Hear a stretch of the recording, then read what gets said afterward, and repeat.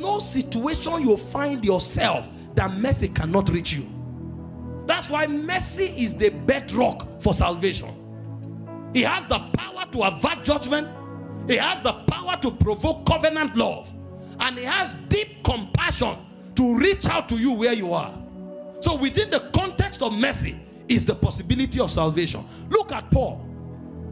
1 Timothy chapter 1 verse 13. Paul was telling us how he got saved and was brought into the ministry. Nobody preached to Paul.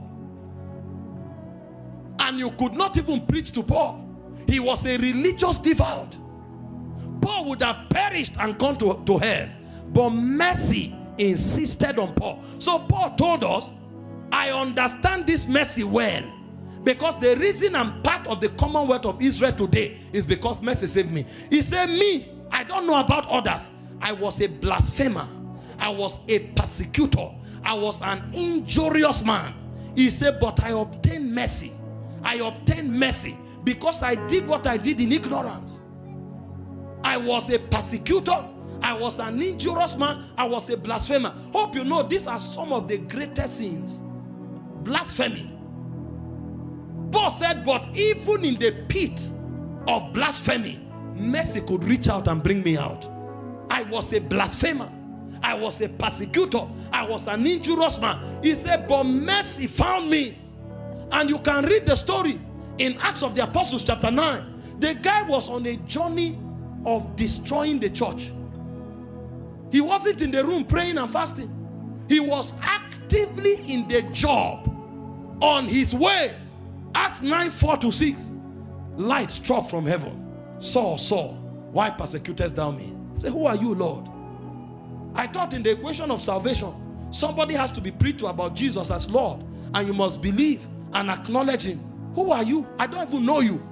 Jesus said, rise up, go into the city. You'll be told what to do. While Saul was waiting, Jesus went to Ananias and told Ananias, go and tell him about me. The guy was on his own in rebellion. Jesus encounters him, tell him to stay somewhere. Jesus go to carry an evangelist who was refusing to preach to him. Ananias said, why should we preach to this man? This is the same person persecuting the church. Jesus said, don't worry. Acts 9:15, he will suffer for my name's sake. You go and preach to him first. And Ananias stood up in obedience to Christ and went. As he was yes talking to Paul, the scale fell off his eyes. Paul rose up immediately and Paul began to preach from Damascus.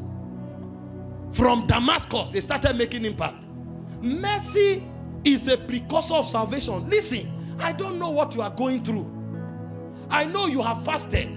You have tried consecration. You have tried everything you know. You have exercised your faith. It's not working. There is something that can save a blasphemer.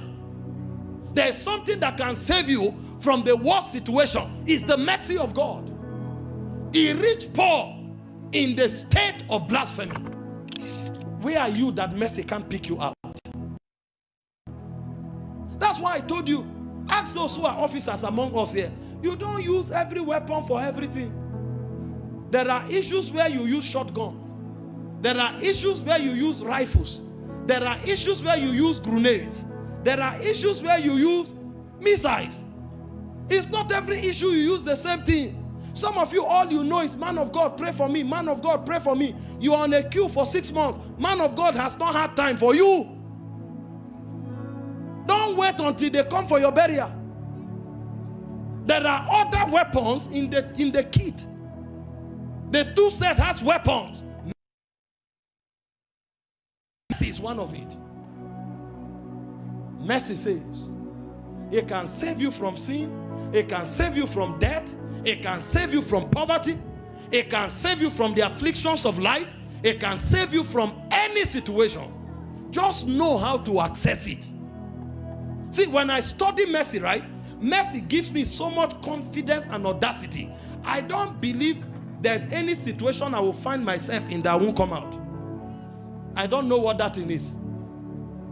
I can't imagine any situation. I'm telling you the truth. This is my consciousness. I don't know any situation that I will fall into today that I won't come out. Because I found a key that mercy can save anybody from any situation. I'm not begging for difficult situations, but if I find myself in any one, I know the horns of the altar. I will entreat mercy until salvation will come. You can be saved from kidnappers by mercy. You can be saved from sin by mercy. You can be saved from gang up by mercy. You can be saved from sickness by mercy. Read your Bible.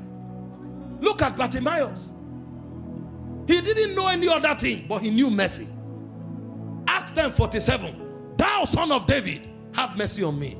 Thou son of David, have mercy on me. He doesn't know demonology to cast out devils. He doesn't know the principle of faith to know what to do. All he was shouting was mercy, mercy, mercy. Jesus had no choice but to stop and to answer him. Your business is failing, relationship is failing, marriage is failing, ministry is failing. Why not try mercy? You will see the excellency of mercy. It will not only save you, but the pace, the speed, the alacrity with which mercy will save you. You will be shocked. Number 3, mercy does not only avert judgment. Mercy does not only save. Mercy also brings restoration. I quoted already for you Psalm 51 verse 1 and 12. When David sinned, he lost the joy of salvation. He knew this one is not fasting that will bring it. He knew this one is not declarations that will bring it. It's not prophetic word. He knew there was one thing that could provoke any form of restoration. He said, Lord, verse 1, begin from verse 1. See the prayer he prayed. Have mercy upon me, O God, according to your loving kindness. That word is still mercy. Have mercy upon me according to your mercy. According unto the multitude of your tender mercy, blot out my transgression. The guy knew something, oh. He knew something. He knew something. Verse 12. He now presented the repetition. Restore unto me the joy of my salvation. Uphold me with thy spirit. Now, what he needed was the joy of his salvation. The question is, what do you need restored? Bartimaeus needed restoration of sight. Son of David, have mercy on me. Jesus came. What do you want me to do for you? He said, that I might see again. And Jesus said, receive your eyesight. David needed joy of salvation. Bartimaeus needed eyesight. What do you need? The currency to buy it is mercy. Some of you need a relationship restored. Your helpers have disappeared. And some of them disappeared because you acted foolishly. The day he decided to respond to your message, that was the day you began with apology. Please, so don't be offended. There is this need I have. I wanted to... You were chatting somebody for 6 months. The first day he responded, that was the day you began with a demand. He will now say, okay, this is a foolish man. He will put you on block permanently.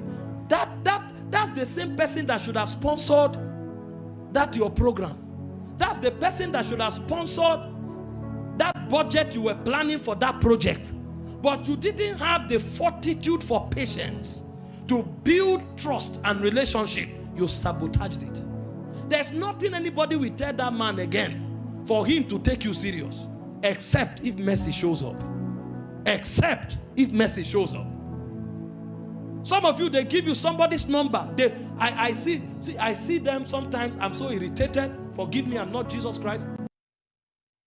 But I don't respond to most of them. Somebody sent me more than 24 messages. He didn't even have the sense to introduce himself. Oh, this is me. This is where I'm from. Please. Man of God, please help me. The next thing I saw, account number.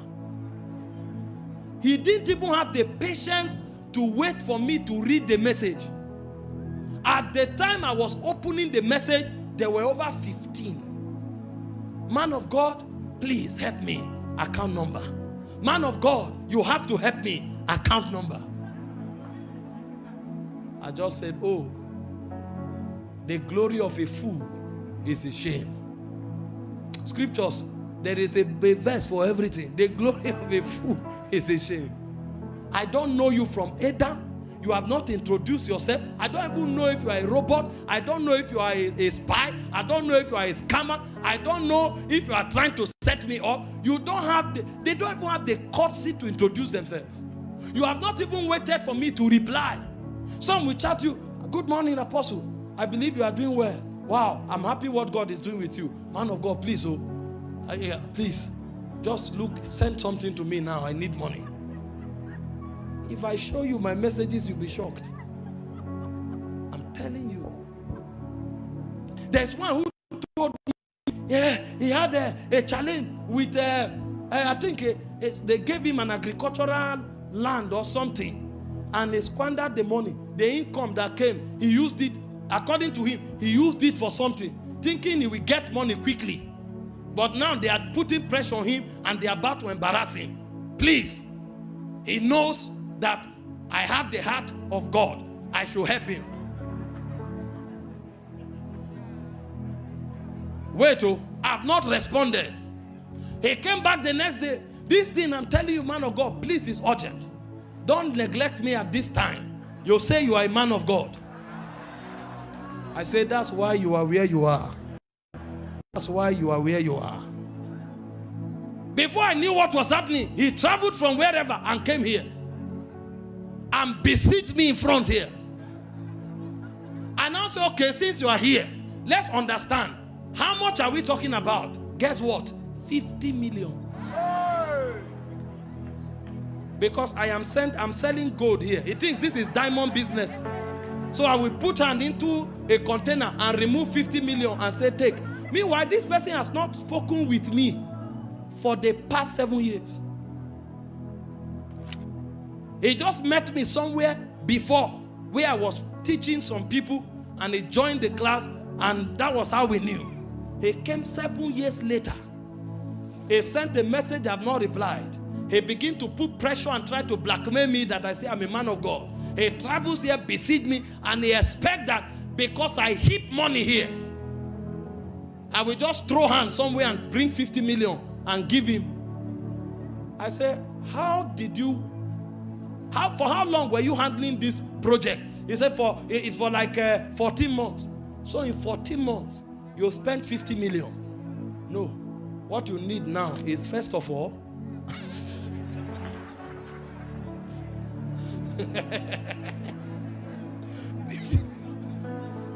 I said, even me who is here, I don't squander 50 million in 14 months.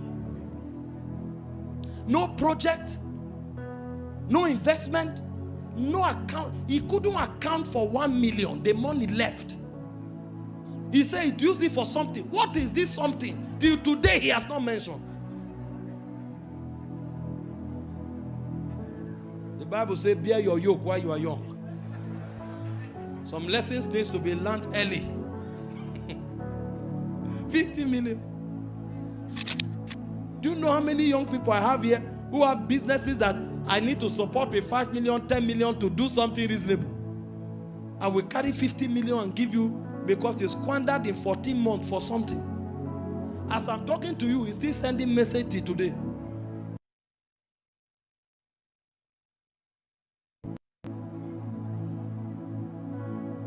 The last one he sent, he said, remember the last time when we met in Makodi. Remember you told me if I have a need I should meet you, you will help me.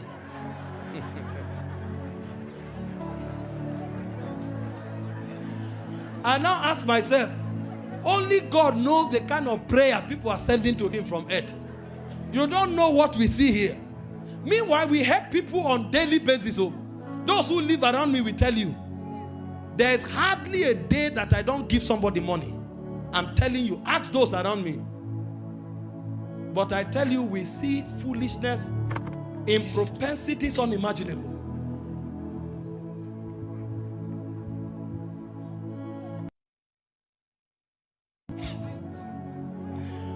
Barrister is looking at me and wondering, what a word. Welcome to earth. This is the cosmos. This is where we live. But God is what? Rich in mercy. I am learning mercy. I'm not rich in mercy. I'm learning. Praise God. I'm learning mercy. Glory to God. But the point is what? When you cry for mercy, God will answer. That's why He alone is God. Let's honor God for 1 minute.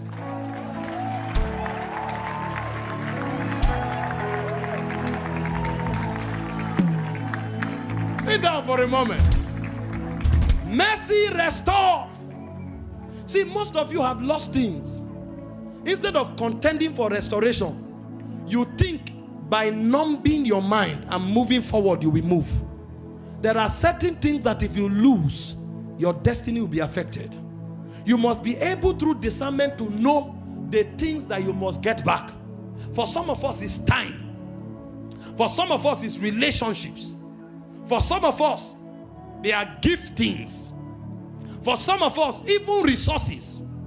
If you check your life and you have lost anything that your destiny still needs, hold on to mercy. Mercy can bring that thing back. Listen, there are systems in God's help. One of it is restoration. The way God works restoration is that He can cause your cycle to repeat, so that the grace that made that impossible is available again, or He will give you speed so that you will run into your next season ahead of schedule, and then you enter into the grace that produces it. But one way or the other, restoration is a must.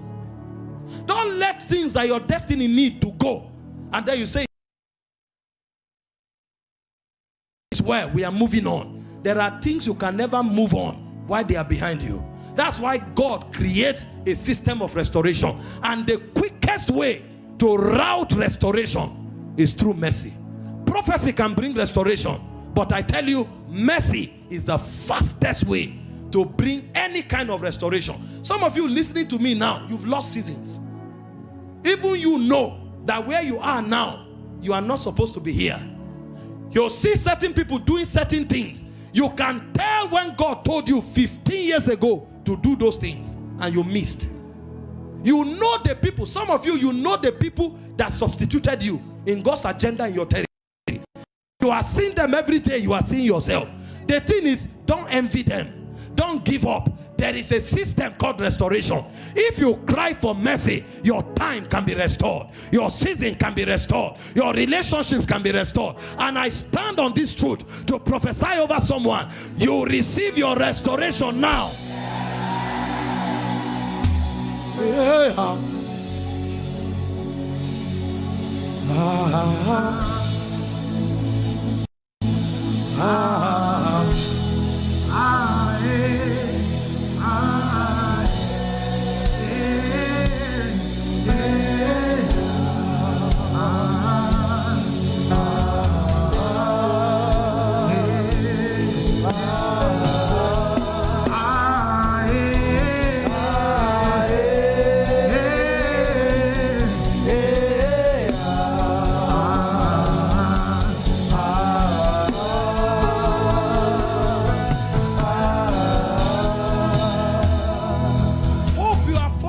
Teaching.